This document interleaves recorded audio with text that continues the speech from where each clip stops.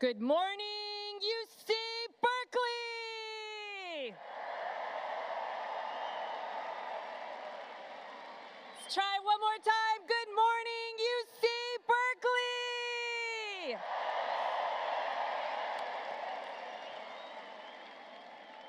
My name is Sunny Lee. My pronouns are she, her, and hers, and I serve as the Associate Vice Chancellor for Student Affairs and Dean of Students, and am honored to be your MC today. On behalf of the University of California, Office of the Chancellor, and the Californians Class of 2025, we are so honored to welcome you to the 2025 commencement ceremony in the historic California Memorial Stadium.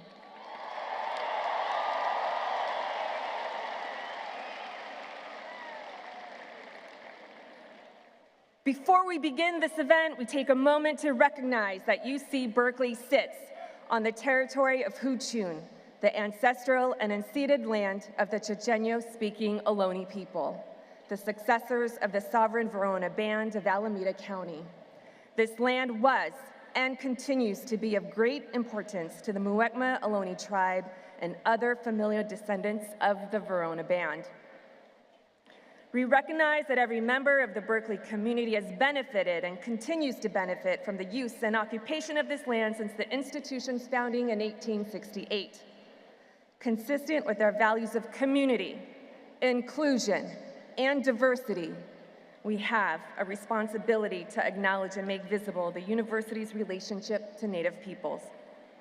As members of the Berkeley community, it is vitally important that we not only recognize the history of the land on which we stand, but also we recognize the Muwekma Ohlone people are alive and flourishing members of the Berkeley and broader Bay Area communities today.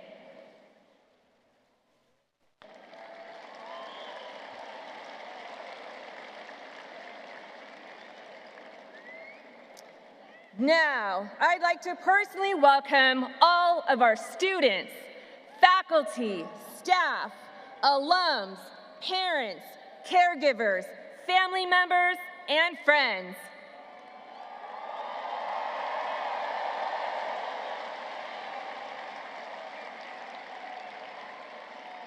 As the Dean of Students at Berkeley, I have the privilege of being challenged and inspired by our most superb UC Berkeley students. To all of our guests in the audience, thank you for the sacrifices you have made and for loving and supporting your golden bear in making it to this special moment today. No one gets here alone. Graduates, congratulations on achieving this important milestone of your life. Your contributions to this campus has made us a better university, and your legacy will live on far past this day as you continue to be change makers as Cal alums who make positive impacts on future generations to come. Now, please welcome our stage party, the Californians, Class of 2025, the Student Award recipients, and our commencement performers led by Stephen Sutton, Vice Chancellor for Student Affairs.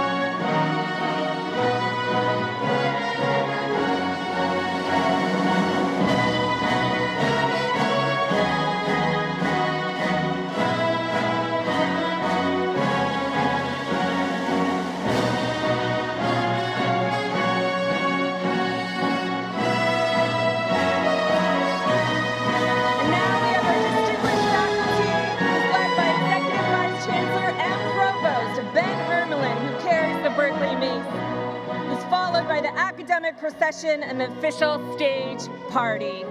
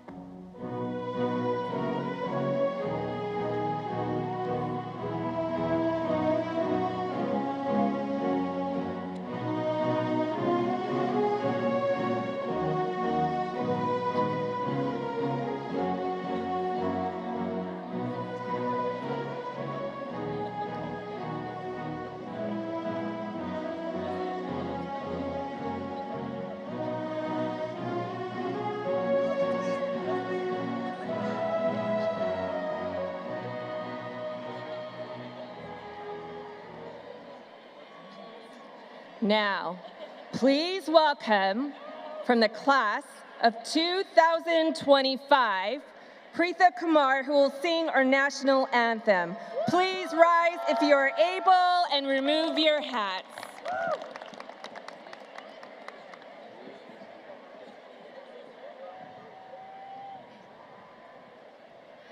Oh, say, can you see by the dawn's early light what so proudly we hailed at the twilight's last gleaming, whose broad stripes and bright stars through the perilous fight o'er the ramparts we watched were so gallantly streaming, and the rocket's red glare, the bombs bursting in air, gave proof through the night that our flag was still there. Oh, say, does that star-spangled banner yet wave o'er the land of the free and the home of the brave?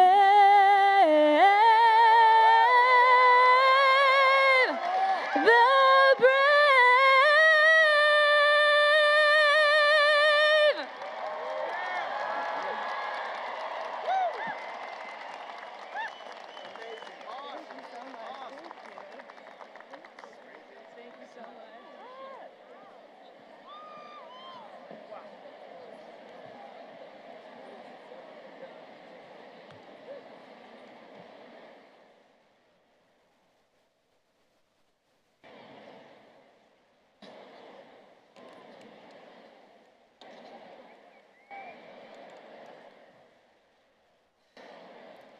ChatGPT.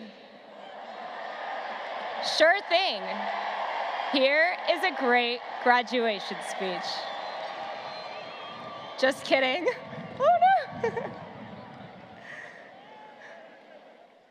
Good morning, everyone. My name is Shai Cohen, and I am the Vice President of the 2025 senior class. It is a privilege to be here with you on this celebratory and exciting day. This is the day we have all been waiting for. A day that feels like the end of an era, but in reality is just the end of a chapter in a story that is ours to keep writing. Authors typically dedicate a page in their books to honor individuals who made their work possible. Similarly, we must recognize and express our gratitude to those who have supported, guided, and believed in us along the way. Our teachers, mentors, friends, and families. And Berkeley has given us the knowledge to be the authors of this journey. A journey that included college game day, GSI strikes that practically canceled finals,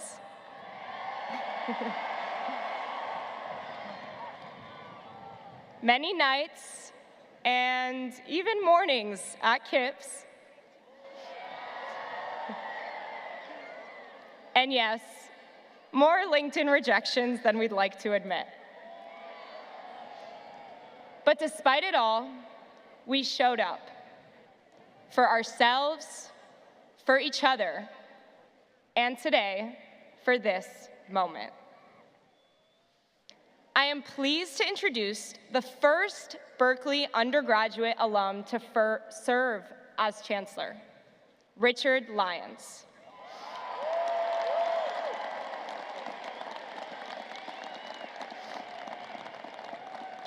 Chancellor Lyons received his bachelor's degree from Berkeley in 1982. His collegiate experience was transformative and inspired him to continue building at Berkeley as a member of the faculty. In 1998, he earned the Distinguished Teaching Award, Berkeley's highest teaching honor. And 10 years later, Chancellor Lyons began serving as Dean of Berkeley's Haas School of Business, where he led the development and expansion of innovation and entrepreneurship campus-wide.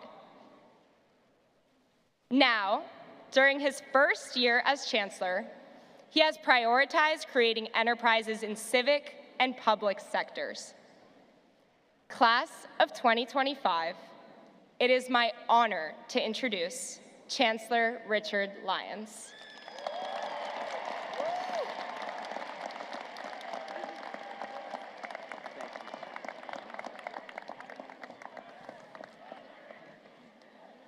Thank you. Welcome on behalf of our university and on behalf of our entire campus community. I offer my heartfelt congratulations to you, members of this remarkable graduating class of 2025.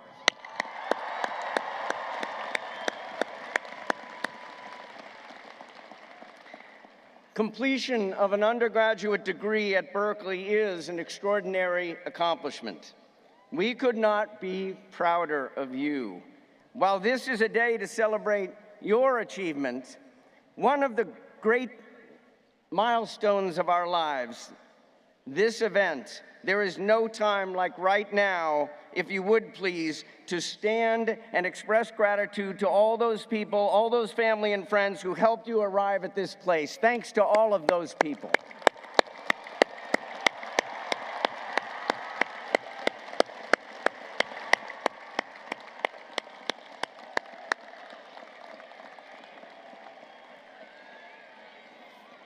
Thank you.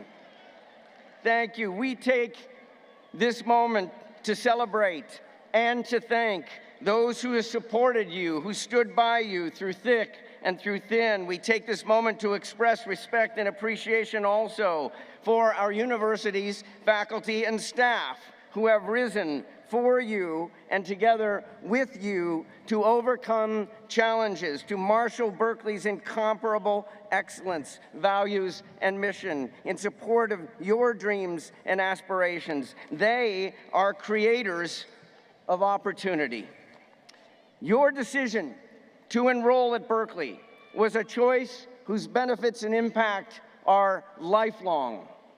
You've immersed yourself in a unique campus culture built on a foundation of ascendant values and attributes. I'm talking about freedom, the freedom to speak, the freedom to learn, and the freedom to discover, the ability to thrive in the midst of constructively colliding ideas, being open to diversity of perspective, the humility to respect differences without letting them divide us, embracing constant striving and never ceasing to question the status quo, knowing deep inside yourself there has got to be a better way to do things. This is Berkeley.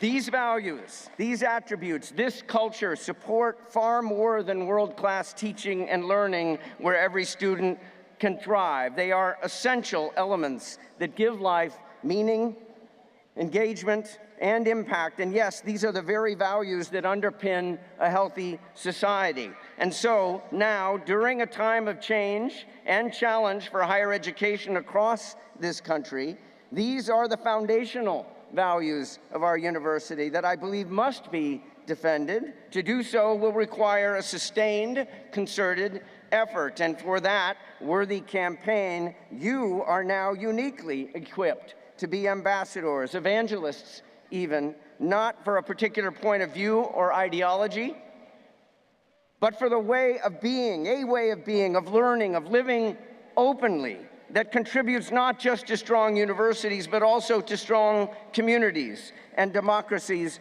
and societies.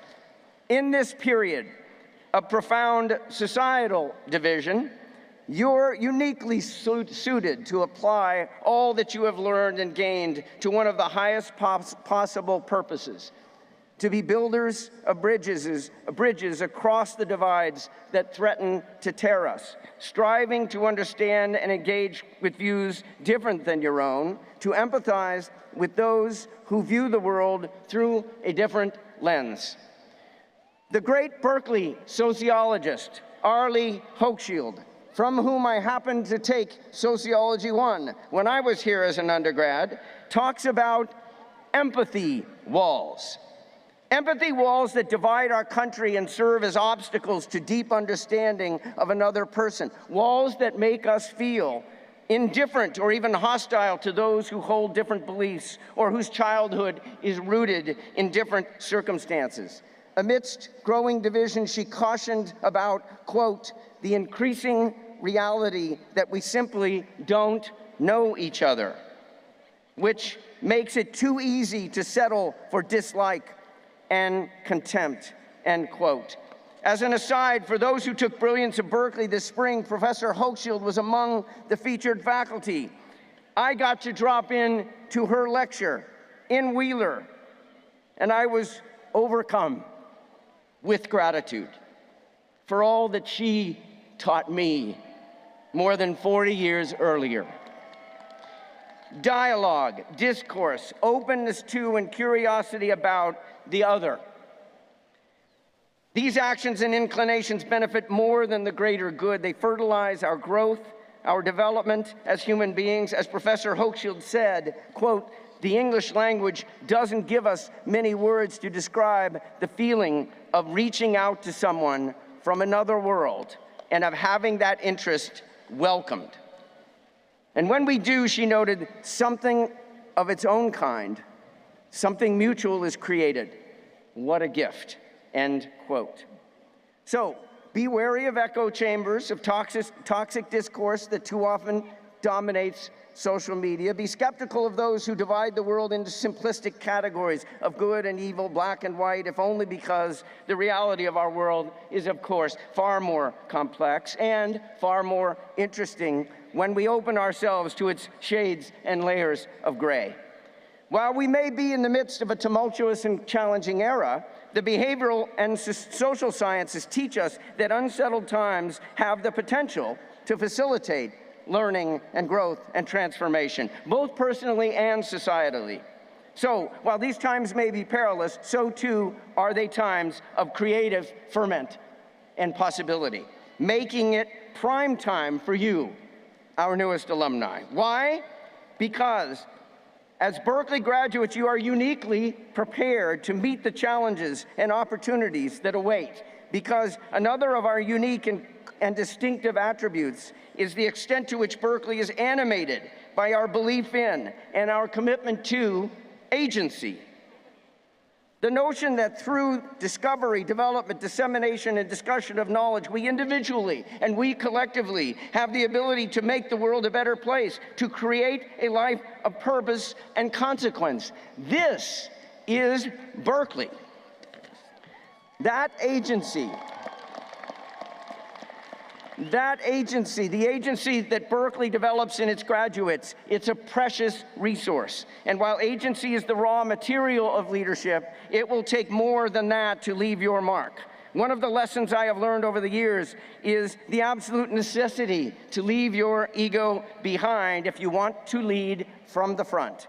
The agency you have gains influence and impact when you think and act beyond yourself, a sense of stewardship for something larger, when you have confidence without arrogance, when you question and challenge your own status quo, refusing to settle for good enough, when you open yourself to constant striving for something more, something better. Be coachable. As Berkeley graduates, there is nothing beneath you and nothing above you. These are the attributes that make Berkeley unlike any other university, and our alumni unlike any others in the world. Now more than ever, our world needs all that you have to offer as the beneficiaries of that unique Berkeley education and experience, as change makers committed to advancing the greater good. Today, as you stand at one of life's great crossroads, take a deep breath. Pause, reflect, dust off your shoulders, and consider the road you have traveled and all that you will carry with you from Berkeley into your personal and professional futures. Here are a few examples. You've been taught how to learn by great teachers. You value truth and know it must be protected. You believe in science. You know that conventional wisdom and the status quo can and should be questioned to find a better way. You know how to thrive, not just survive, amidst diversity of origins, identities, and perspectives. And you're able to adapt and persevere in the face of challenge and hardship. I can only hope that you share the gratitude I feel for these defining attributes and values, these aspirations that form the foundation of all that Berkeley is and all that it stands for. There's a phrase I love: you can't be what you can't see. Berkeley has strived to help you see the potential and promise in yourself. All that promise and potential that was probably not fully visible before. I know that was the case for me when I graduated from Berkeley, and for literally hundreds of thousands of fellow alumni who came before us. This is one of our university's true superpowers. May your years ahead be richly rewarding. May you enjoy much happiness. Hold tight to the things you carry from Berkeley, and may they always serve you and the world around you. We're immensely proud of what you have done, and even more, who you will become. We're thrilled that you will always be essential parts of our extended family. This is Berkeley. Fiat Lux and go Bears.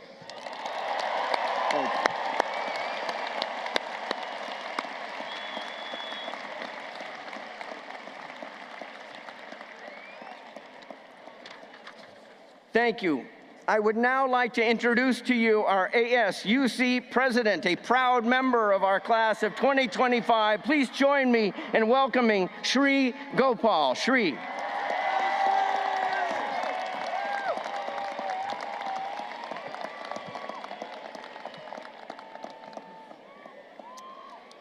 Okay, just getting situated. Good morning, class of 2025. Congratulations to you all on making it to this momentous day. On behalf of my fellow graduates, I want to extend a heartfelt thank you to all the family, friends, and loved ones who've supported and motivated us enough to earn a degree from the #1 public university in the nation.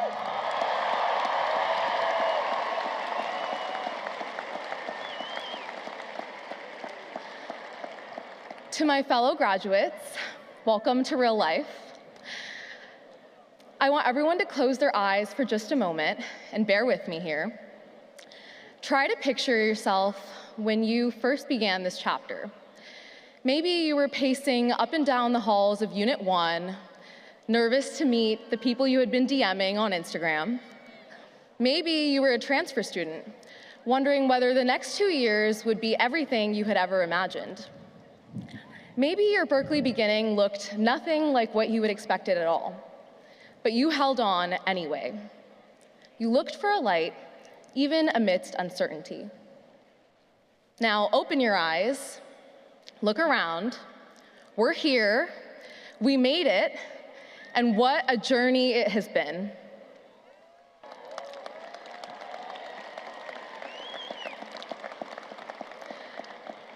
In our time at Berkeley, we've learned from some of the sharpest minds in the world and debated with some of the loudest voices in class discussions. We've pulled all-nighters in Moffett Library, crammed into office hours, and survived midterms we had no business procrastinating studying for. We've joined protests on Sproul, stood up for what we believed in, but perhaps even more courageously, sat down to listen to those we disagreed with. Berkeley doesn't hand you answers. It doesn't just give you comfort and ease. What it gives you, what it demands of you, is growth. And growth is messy. It's not linear. It looks like group projects that crash and burn. It looks like jobs that you get to the final round interview for and then don't get. It looks like relationships that change, and moments when you weren't sure if you were enough. But you kept going. You learned to fall and rise again. You learned to ask for help and sometimes to give it. But most importantly, you learned how to show up for yourself. In a place filled with brilliant, driven, extraordinary people, you learned how to be your own biggest advocate.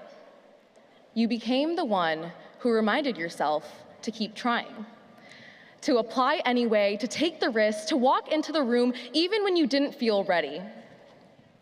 Somewhere between your first discussion section and now your last final, you became your own source of light. And now it's time to take that light with you to the workplace, to the grad school program, to the startup, to the community you'll serve. It's time to carry that quiet confidence you earned here and expand it outward, not just to advocate for yourself, but for the kind of world you believe in. Because that's what Berkeley teaches us to do, to think critically, act boldly, and care deeply. In a political climate that often encourages division, we've been challenged to wrestle with complexity. We know that true progress doesn't just come from echo chambers, but from dialogue, even when it's hard. We leave this place not just as graduates, but as citizens, as scientists and storytellers, engineers and organizers, artists and advocates.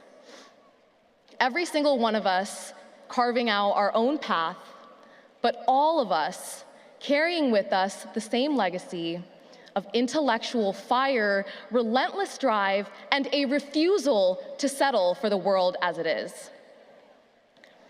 And while it's easy to grapple with the weight of what's ahead, let's not forget how far we've come. Let's not forget the late night walks down Telegraph. Let's not forget the overpriced coffee at Strata. Let's not forget the not 1, not 2, not 3, but 4 consecutive big game wins.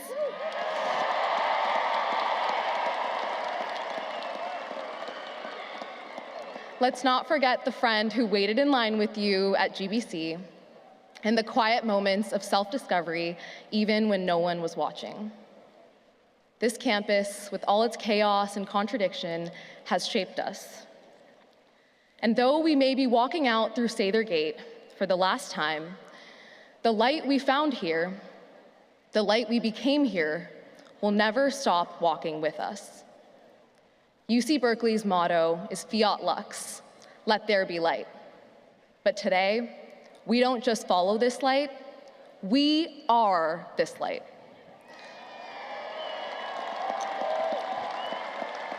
Congratulations again, class of 2025.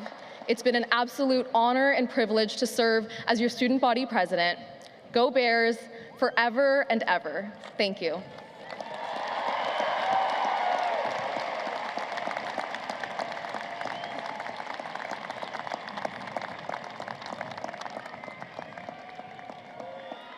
Nice going, Cherie. Thank you for that.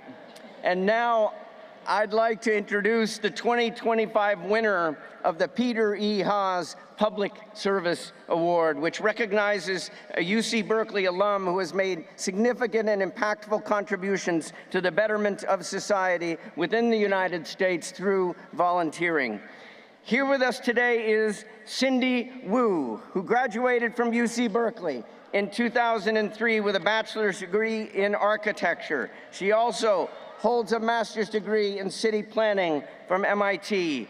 Cindy is a recognized leader in community development who holds a deep commitment to community-centered decision-making by residents and other leaders to determine their own fate and the fate of their neighborhoods. She is currently the CEO of Our Neighborhoods Capital Fund, an innovative community loan program dedicated to preserving and strengthening Asian American and Pacific Islander neighborhoods.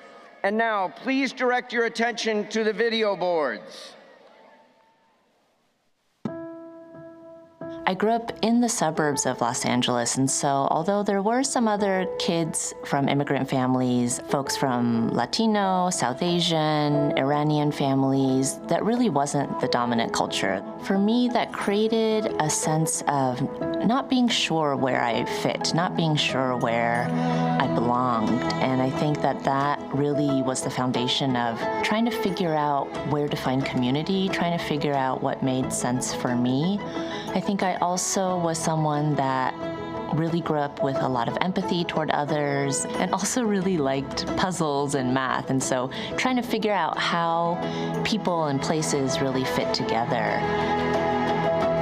I found myself at Berkeley. I really wanted to go to Berkeley. I really wanted to experience this place that I had heard was the hotbed of activism, had a long social justice history, and I really was able to experience that. Architecture is not an easy topic to study. I think many folks have heard about the late nights in studio. I think the architecture degree at Berkeley is really about problem solving. It's really about critical thinking, but I really took that education to be able to apply to thinking about how communities are in space. It really led to my interest in urban planning and affordable housing. My first job in San Francisco was at Glide Church and Foundation in San Francisco's Tenderloin. It was really eye-opening to work with a lot of folks experiencing homelessness, a lot of folks with mental health challenges, substance use challenges, who had really faced so many barriers in life. Then I spent the next decade in the neighboring neighborhood, Chinatown, and saw how foundational housing is to being able to build wellness in our lives, to being able to participate, to being able to be part of a community. The power of what owning real estate can do for a community nonprofit to have agency over a neighborhood, to help its residents have decision-making over the future of a neighborhood. Currently, I am the inaugural CEO of Our Neighborhood's Capital Fund. We are an emerging community loan fund, a revolving loan fund, to invest in real estate in Asian American and Pacific Islander communities. We think about how we shape our neighborhoods, and we give power to those living in neighborhoods to do that shaping. A big part of staying in this work is really just about my own sense of belonging, that with my parents being immigrants, with myself not being able to exactly place myself as I was growing up, figuring out where I belong within the Asian American diaspora, but also in solidarity with other communities of color, to really think about a world in which everyone, no matter where you come from, no matter what experiences you have, that you can really belong. I think we each have our part to play, that we can find public service in many ways. It can be in your career, it could be in your volunteerism, it could be with the closer community you have. That's how we're going to be able to be resilient through hard times, and that's how we're going to be able to build the communities we want to live in the future.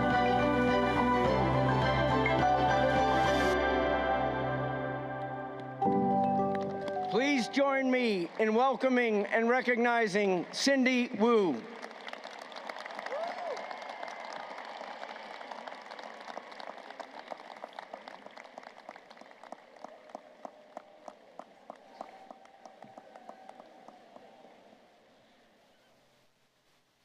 Thank you, Chancellor Lyons and the Haas family for this honor.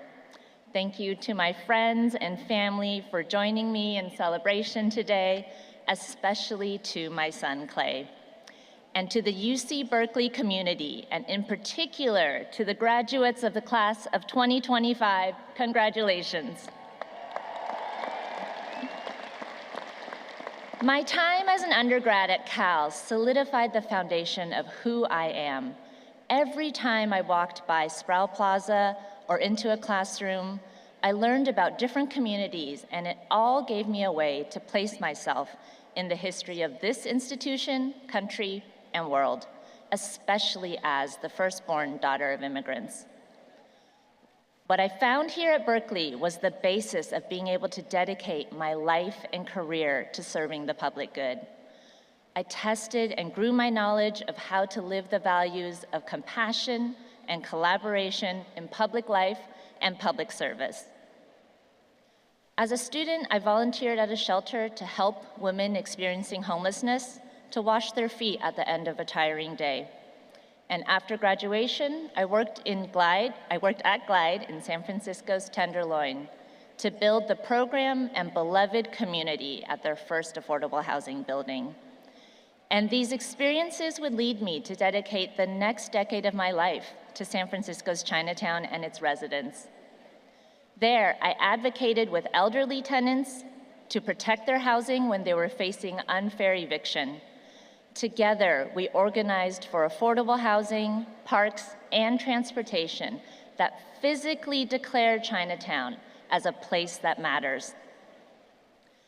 Today, I'm building a new nonprofit loan fund, Our Neighborhood's Capital Fund, to break down barriers for overlooked communities so they can buy and own real estate in the neighborhoods where they live, and that they can preserve them for the public good.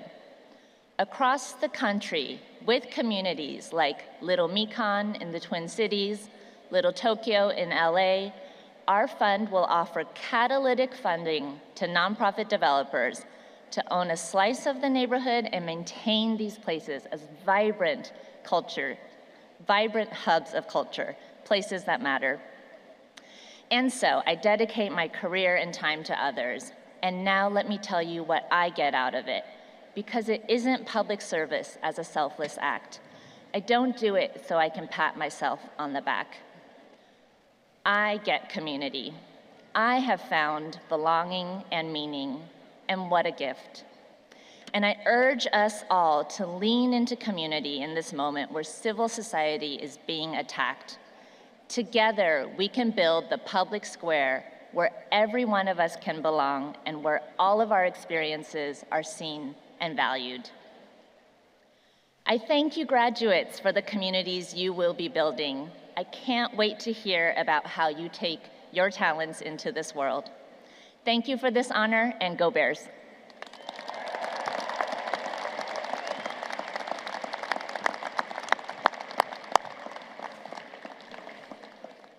Thank you, Cindy. Thank you.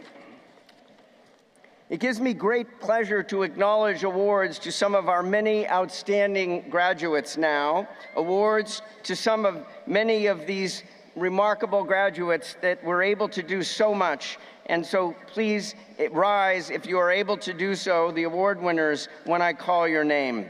Thank you. The first award recipient is unable to join us today. The Jake Gimbel Prize goes to Frederick Brewer of men's rowing.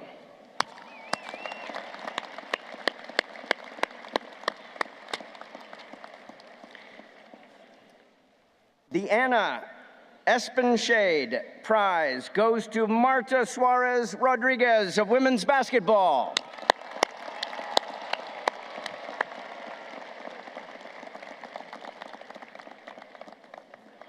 The highest honor the university can give to a student is what we call the University Medal.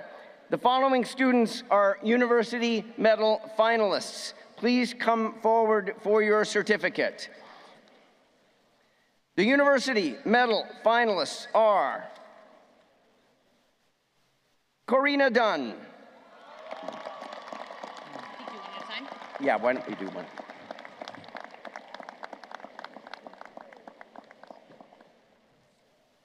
Finalist number 2, in no particular order, Owen Klein.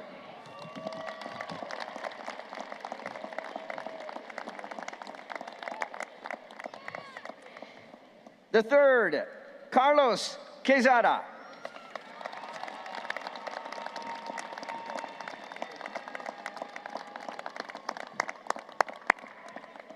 And also, Mia Rosenthal, number 4.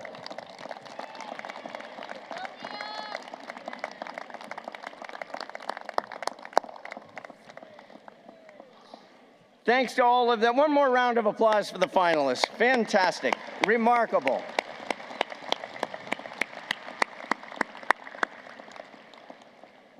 It now gives me great pleasure to present the University Medal to the most distinguished graduating senior on the Berkeley campus. And this year, that is Asher Isaac Cohen. And now, I please ask that you direct your attention to the video boards to learn more about all he has accomplished while here at Cal. What mathematics is, I would argue, is definition theorem proof. We define objects. We prove that these objects have certain symmetries, or that they follow certain patterns, or have certain properties, and proving them rigorously. My name's Asher Cohen. I'm a fourth-year math major here at Berkeley, and I've been named the 2025 University Medalist. What I'll take from Berkeley is my love of being educated and my love of teaching others. Exactly. You can find loops around. I've been a math tutor in the residential tutoring program since freshman year. One of my big goals during tutoring and teaching is to be a mentor. Feel comfortable continuing? Because I've seen how valuable it is for me. Right. It was hugely intimidating to be thrust into this sea of people. Fortunately, Berkeley had a lot of great resources. There are extremely talented people in every department here. And so I had a lot of people I could turn to for advice. I also joined French Club freshman year, and now I am the president. It's helped me find community. That's part of the joy of Berkeley, is that there's a bit of everything. I'll be going to Yale School of Medicine in the fall. I do hope I will be a doctor in 20 years. You have to tell yourself that you're going to the best public university in the world. And so therefore, why not make your dreams big? And who knows? Maybe they'll come true.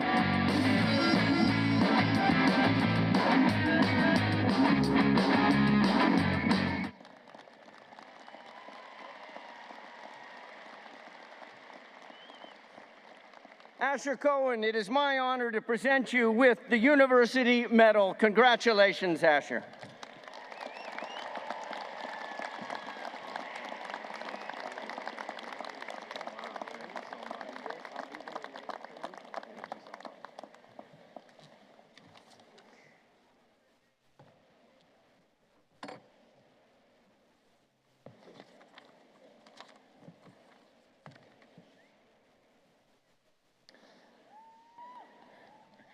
Thank you so much, Chancellor Lyons, for the warm introduction, and congratulations, class of 2025.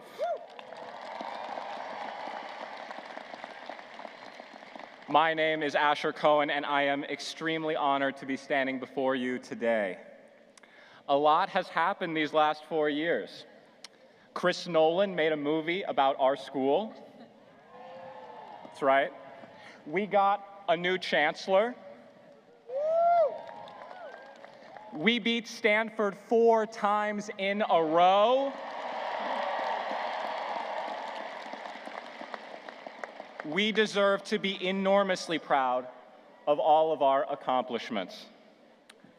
But now it's time to explore something new, which on the one hand is really exciting and invigorating. But what about the flip side? Today, I want to talk about the joy, but also the anxiety that comes with exploring new worlds.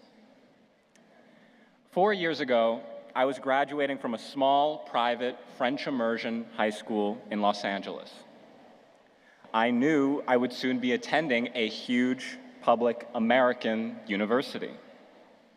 I was, of course, excited to explore the best public school in the world. But I was also scared. For the first time, most of my classes would be taught in English, not French. And in those classes, I would be 1 in 200 students, not 1 in 20. Clearly, things worked out, but for a long time, I was worried about a future I struggled to see myself in. A year later, I flew to Boston for a research internship. My task was to write code that would help track, manage, and treat mental illness. I was excited. This rare opportunity merged my 2 interests, math and medicine, into a cohesive career. But I was also nervous. I would be in a new city, working in a new field I had no experience in, regularly visiting the inpatient psychiatric ward, a locked unit housing the hospital's sickest psychiatric patients. In retrospect, those moments on the inpatient ward were some of the most fulfilling, most rewarding moments of my last 4 years. And my research was very fruitful. But I'll never forget how nervous I felt at the time. And now, here I am again. Here we are, again. Yeah, about to embark on another daunting journey. I'm excited. I hope you are too. But I'm definitely nervous. I'm going to medical school in the fall, undoubtedly the greatest challenge of my life so far. Not to mention, I'm moving to the East Coast. Snow will no longer be the stuff of fairy tales. And it's not just me. You all are on the cusp of journeys I can hardly imagine. This is not our first time being nervous, nor will it be our last. But I wonder, is there some silver lining to the anxiety? Is it all bad? I did a little theater back in high school. That's right. One time, long ago, before going on stage, my director told me, Asher, if you're not nervous right now, you're not human. I think he was right. Why don't we celebrate the fact that we're nervous? Nervousness shows that we care, that we want to succeed, that we know how to be vulnerable, that we're human. Celebrate the nervousness and the joy of exploring new worlds. Thank you all, and congratulations again to the class of 2025.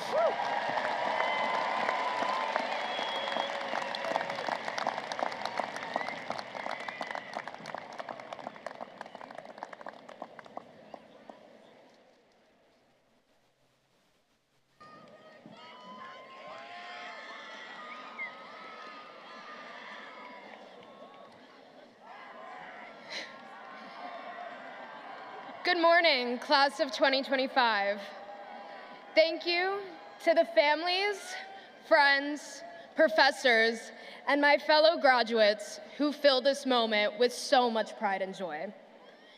My name is Rachel Weissman, and I study political science and public policy, and it is an incredible honor to serve as your senior class president. When we received our Berkeley acceptance letters, it came with a bold headline, "I am Berkeley." At the time, I couldn't exactly grasp what that meant. I knew the prestige of attending Berkeley, so I just figured it was some type of catchy slogan. But over time, it began to mean something more.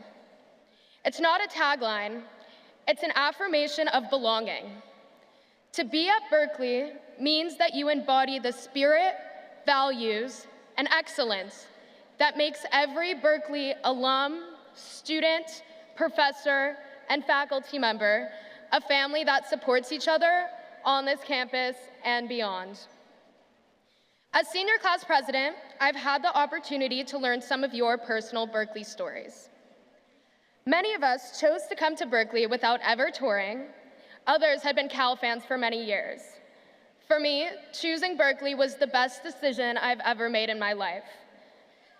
Cal has given me my family away from family, the opportunity to learn from world-renowned professors, engage in a wide range of student organizations, partake in human rights research, and today to graduate from the top public university in the nation.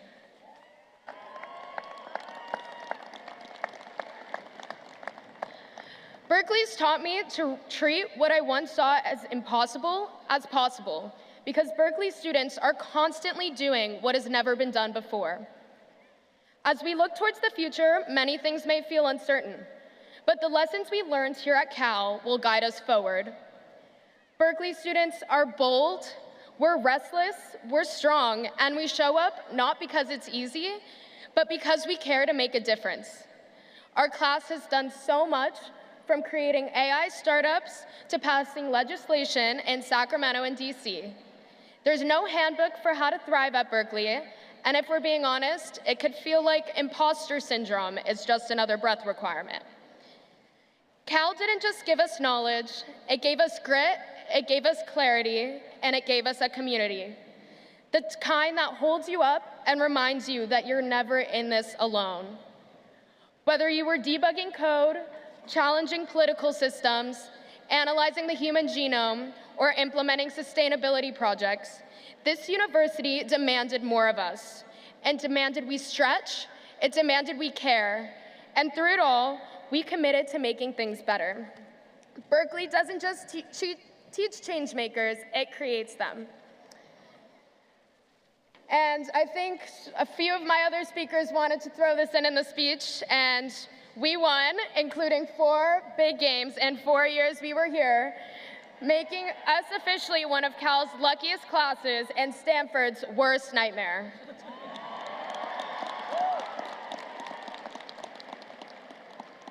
So as we step into what comes next in our lives, let's carry that spirit forward. Let's be the people who aren't afraid to be uncomfortable, who understand that change doesn't wait for perfect conditions. It happens when we speak up, reach out, and keep showing up. So class of 2025, as we celebrate this incredible milestone today, remember to carry the spirit of Berkeley with you, wherever you go, and never hesitate to tackle the impossible, because after all, anything is possible for Berkeley graduates.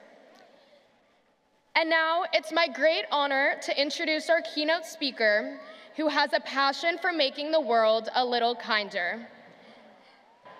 Daniel Lubetzky is a social entrepreneur who turned a simple idea, a business rooted in kindness, into Kind Snacks, a multi-billion-dollar company that leads with values. But his impact extends far beyond the marketplace.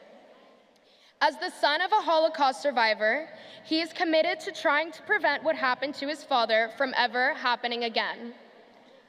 Born in Mexico and later immigrating to the US, he has spent his life fighting hate and division, founding the One Voice movement to foster peace in the Middle East, and Builders, a global initiative to combat extremism and uplift empathy. He's been awarded the Muhammad Ali Humanitarian Award for Civility and Compassion, the King Center's Beloved Community Award, Carnegie Corporation's Great Immigrants Award, and was named a Presidential Ambassador for Global Entrepreneurship by President Obama. And yes, you may also know him from Shark Tank, where he continues to inspire the next generation of leaders to act with purpose and compassion. Daniel Lubetzky's story reminds us that challenge isn't something to avoid. It's often the first sign that we're doing something that matters. Class of 2025, please join me in giving a warm Berkeley welcome to our keynote speaker, Daniel Lubetzky. Go Bears!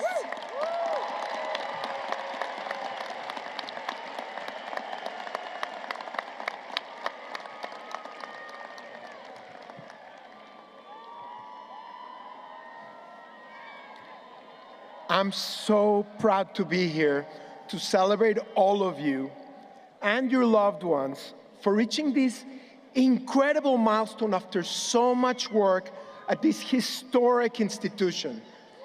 Congratulations, class of 2025.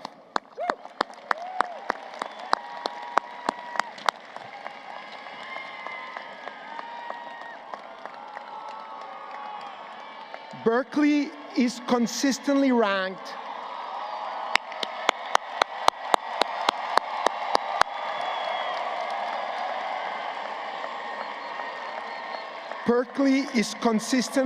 among the top universities in the world, the home of the free speech movement, and an epicenter for startups.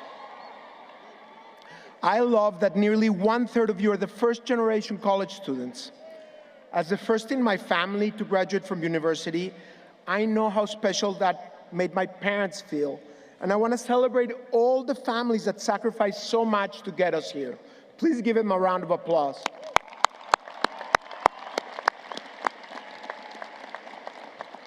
I'm personally excited for 2 reasons to be here. It may have been leaked that I went to Stanford Law, and as Shri, Asher, and Rachel chose to remind us, Berkeley has defeated Stanford at the big game every single year since your class started. So now that you're graduating, maybe Stanford finally has a shot. Jokes aside, I'm super excited to be here because I know I'm talking to those who will shape the future at a time of enormous consequence. I have to tell you, I worry a ton. Maybe it's to be expected from a confused Mexican Jew.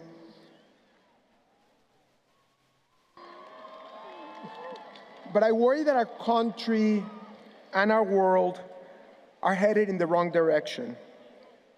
As Rachel mentioned, my dad was liberated by American soldiers from a Nazi concentration camp.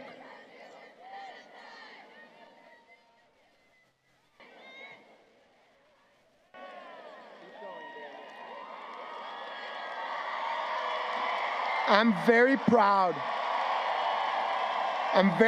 to live in a country and be in an institution where the right to protest is protected and where the right of 8,000 students who worked so hard to graduate is also safeguarded and celebrated.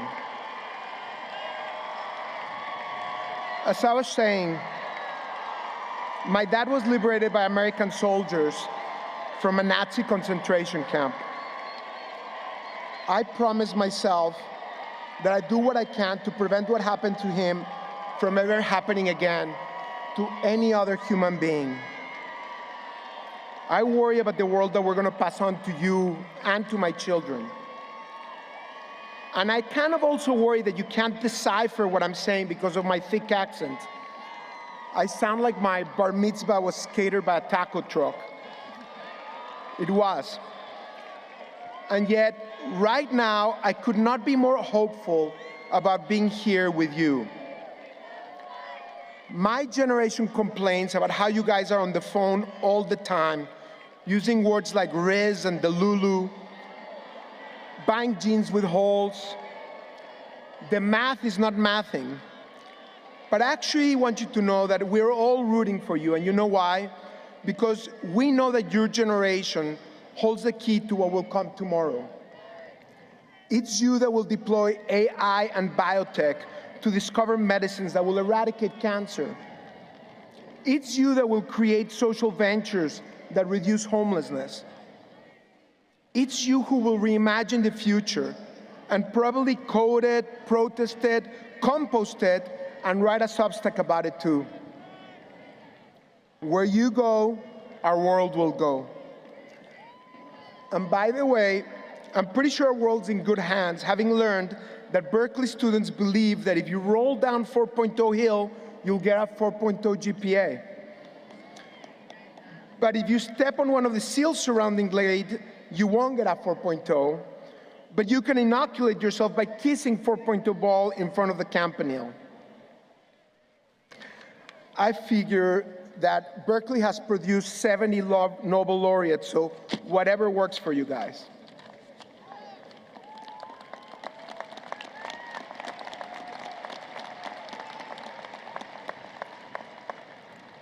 So what do you guys need to know? You need to know that youth gives you 4 superpowers to win in life and to build a better world. What are the 4 superpowers of youth? Grit, fearlessness, creativity, and the corniest but most badass, the power to love and to forgive. Let's start with grit. Hard work. That can-do energy, even before your espresso from Café Strata. Grit is waking up earlier and staying up later to advance your dreams. And the next 10, 20 years, that's when you'll have the most of it. Most ventures that change the world are started by young people, not by old guys like me. Grit is rebounding when you fall. You have no idea the number of failures that I had before I finally figured it out with kind. Grit is never giving up. When you're in your 20s, you pull all-nighters to get things done. When you're in your 50s, you pull a hamstring just getting out of bed. Early in your careers, you own less, you consume less, which means you can produce more. This is your time. Use your grit to change the world. Your second superpower, fearlessness. That irreverent confidence of youth. You are invincible. At least you think you are, and that belief helps you act on your dreams. Let me give you an example. In the early 2000s, while building Kind, I was also building bridges between Israelis and Palestinians. And thank you. And during a trip to the region, one of my mentors, who's Rabbi Brian Lurie, incidentally a member of the Haas family, told me that he loved me because he thought I was so naive.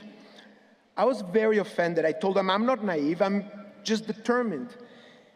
He noticed that I got defensive, and he explained that he meant it as a compliment, that he was inspired by my determination to not give up.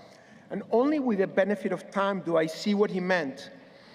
When you don't know any better, you dare to try the impossible. And in so doing, sometimes you prove that the impossible is actually possible. When we get older, we accept too much as given. We get jaded. And we get really good at telling everyone else why they will fail if they try to do something daring. But guess what? It's those naive young souls that change the world. Together with my co-founder, Mohammad Daraoche, yes, let's cheer those naive young souls.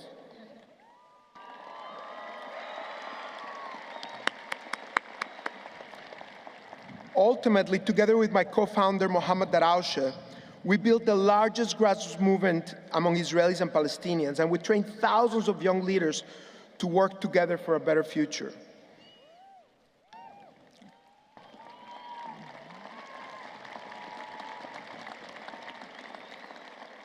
God knows we have a long ways to go. But the generation that finally breaks the chains of hate could be in this stadium right now. Now, let me add an asterisk. Like superheroes, even your greatest powers can turn against you if unchecked. So yes, believe in yourself, but also stay grounded and introspective. Self-righteousness can lead you astray. Particularly when you're so committed, pay attention to the cues the world is sending you. Don't assume you have all the answers. Be fearless in your drive to act, but pair it with self-reflection. That's how you'll find and will fulfill your dreams. Which brings me to your third superpower of youth, creativity. The ability to dream big, to think boundlessly, and to invent the future. Did you know that at age 5, 98% of kids test at genius-level creativity? By adulthood, only 2%. At Kind, we practice the and philosophy. Instead of choosing between A or B, we challenge false compromises to unlock new ideas that would hopefully help us achieve A and B. Thinking with and is not just good for business, but for healing divisions. Us versus them thinking, black versus white, Democrat versus Republican, victim versus oppressor, robs us of the chance to learn from one another.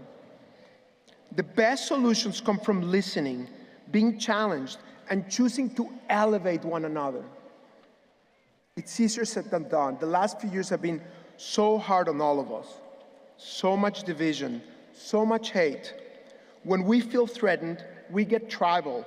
We ask, is this an ally or an enemy? And once labeled, we stop seeing nuance or humanity. We defend our tribe no matter what. We counteract our enemy no matter what. We instinctively don't want to feel empathy towards them, as if acknowledging their humanity will weaken our claim.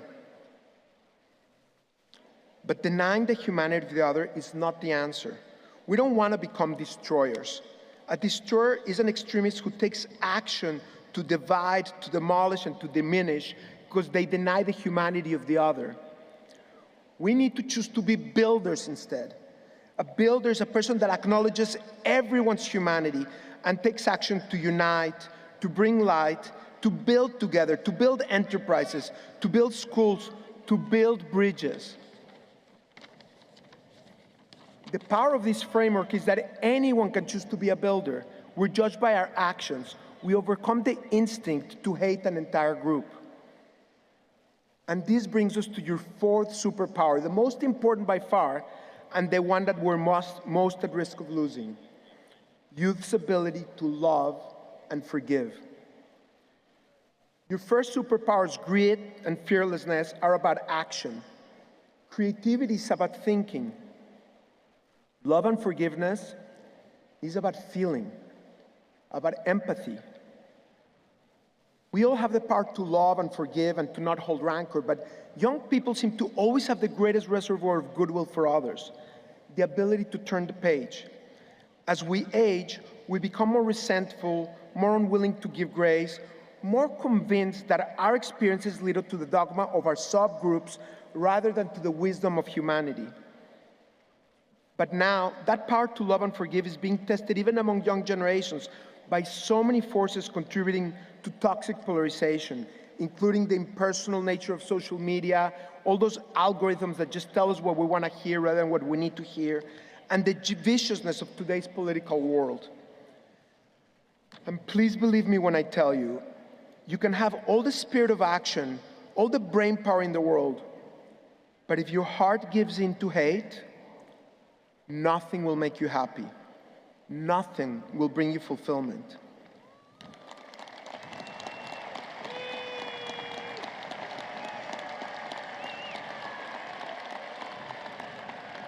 Hate feeds off of ignorance and fear. It makes us all tribal. And hateful tribalism never ends with hating the other tribe. First you hate the distant other, then someone closer, and then you hate yourself. All of us are at risk of allowing hate to consume us.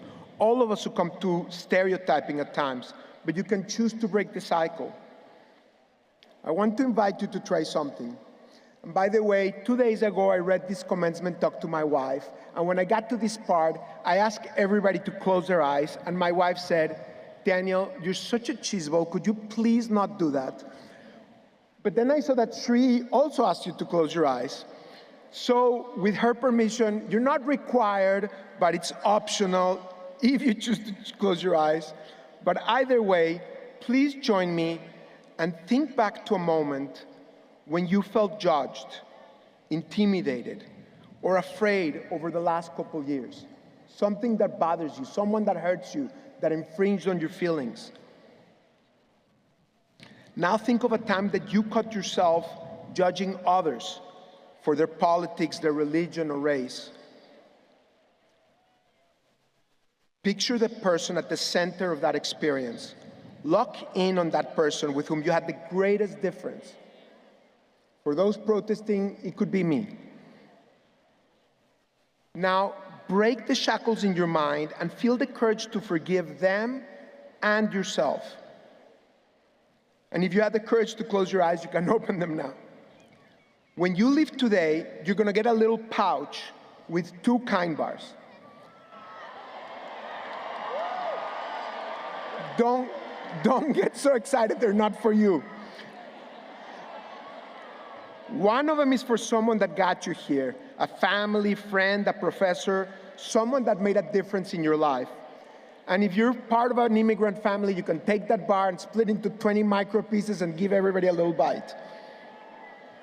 But the other bar, you cannot split. The other bar is for someone with whom a bridge was broken. Reach out, rebuild that bridge. And if you're the recipient, open your heart. And for the 93-year-old grandfather who stood through this entire talk wondering why nobody told him all this 70 years ago, we've got kind bars for all of you also, thanks to Berkeley student volunteers that are going to be handing them out at the gate when everybody exits.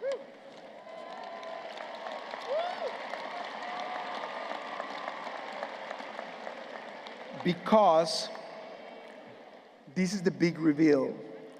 Youth isn't an age, it's a mindset. Youth isn't an age, it's a mindset. Every one of us can train our minds to stay young and deploy the superpowers of youth. Graduates, you were admitted to Berkeley because you have the power to build a better world. Practice the incredible gifts of youth to make it so. Every day, in how you act towards one another and within yourself, with grit, fearlessness, creativity, and above all, love towards all. Thank you, and go get them.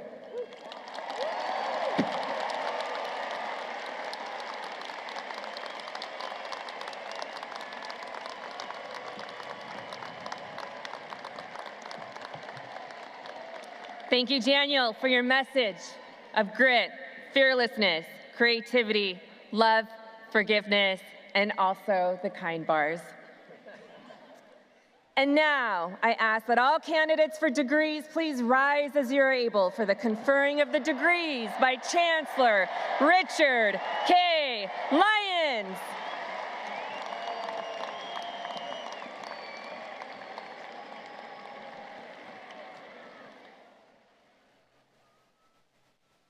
By virtue of the authority vested in me by the President of the University of California, I grant you the degrees of Doctor of Philosophy, Master of Arts, Master of Science, Bachelor of Arts, and Bachelor of Science. Congratulations, graduates.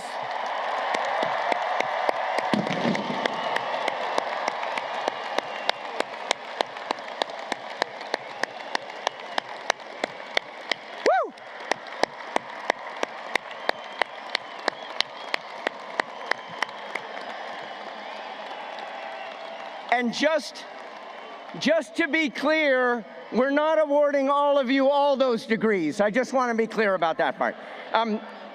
You may now move your tassels from the right to the left as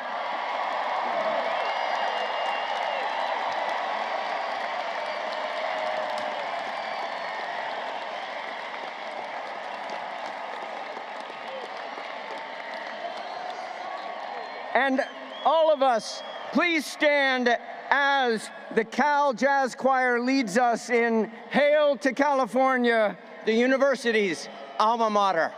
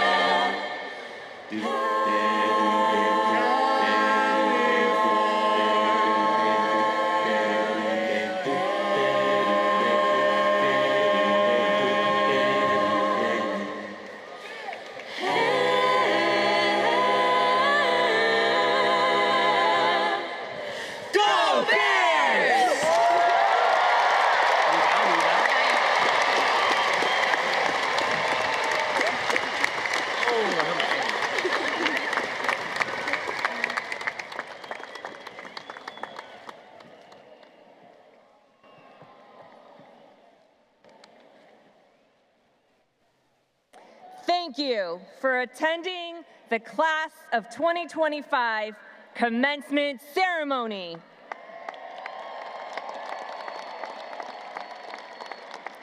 Congratulations to our most superb graduates and their families.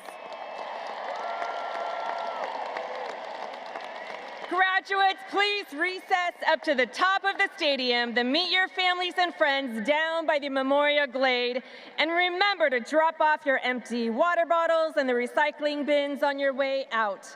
Guests, please remain in your seats until the recessional has been completed and join your graduates near the Campanile and Memorial Glade. We wish you all a safe afternoon filled with celebration and community, and congratulations and forever, go Bears!